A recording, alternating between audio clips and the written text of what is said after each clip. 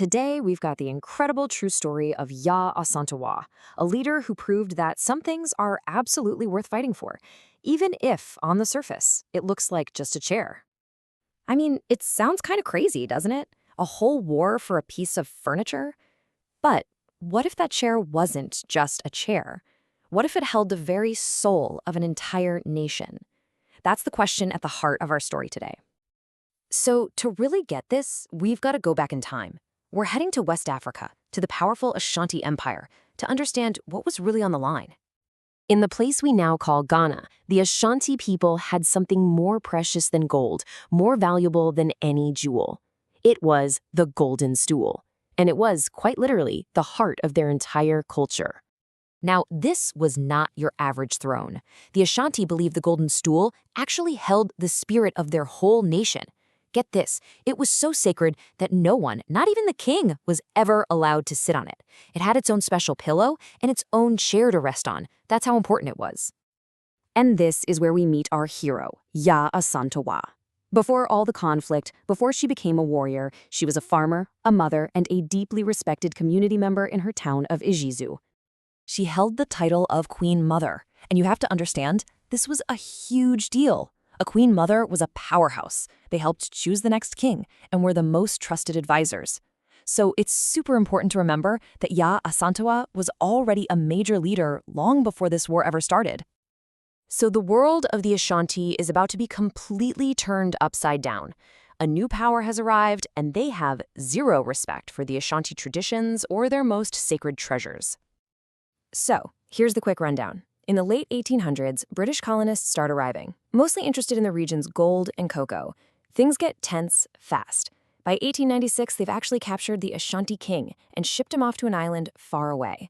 And then, in 1900, the British governor, a man named Frederick Hodgson, calls a meeting that's going to change everything. Just so we're all on the same page, what the Ashanti were up against is called colonialism. It's basically when a powerful country comes in, takes control of another country's land and people, and starts making all the rules, usually to take their stuff. And at that meeting, Governor Hodgson makes a demand that is just beyond insulting. He looks at the Ashanti leaders and says, "Bring me the golden stool so that I may sit upon it." I mean, can you imagine the arrogance? Demanding the very soul of their nation just so he, a foreigner, could use it as a chair? So the Ashanti leaders are faced with this unbelievable insult. They're at a total crossroads. And in this moment of just complete silence and fear, one voice cuts through it all. The chiefs were stunned into silence. And you can kind of see why, right? They were up against the full might of the British Empire. Modern guns, huge armies. They were terrified. Some were even thinking about just giving up. The room was just thick with fear. But Yaa Asantewaa was not about to let fear win the day. She stood up and gave one of the most powerful speeches in history. She basically called out the men, saying, "If you're too scared to defend our nation's honor, then we, the women, will do it. We will fight." Her words were like a lightning bolt. And that speech lit a fire. All that fear just turned into determination, and Yaa Asantewaa stepped into a role that I'm sure she never, ever imagined for herself. And here's the part that just gets me every time. Her age. Yaa Asantewaa was in her 60s when she took command. A grandmother just became the commander-in-chief of an army. Just, wow. I mean, just look at this transformation. The farmer becomes a general. The mother becomes the leader of thousands of soldiers. She literally swapped her everyday life for a soldier's belt, ready to defend her people. It's incredible. So for months, she leads this fierce resistance. The conflict even became known as the War of the Golden Stool, which pretty much tells you everything you need to know about what they were fighting for. They were fighting for their identity, for their soul. But in the end, the British Army's superior firepower was just too much. Yaa Asantewaa was captured, and just like her king before her, she was sent away into exile, never to set foot in her homeland again. Now, on the surface, that sounds like a totally tragic ending, right? A lost war, an exiled hero.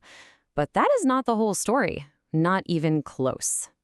So it really forces you to ask this question, what does it actually mean to win? Yeah, she was captured and her army was defeated on the battlefield, but did she fail her true mission?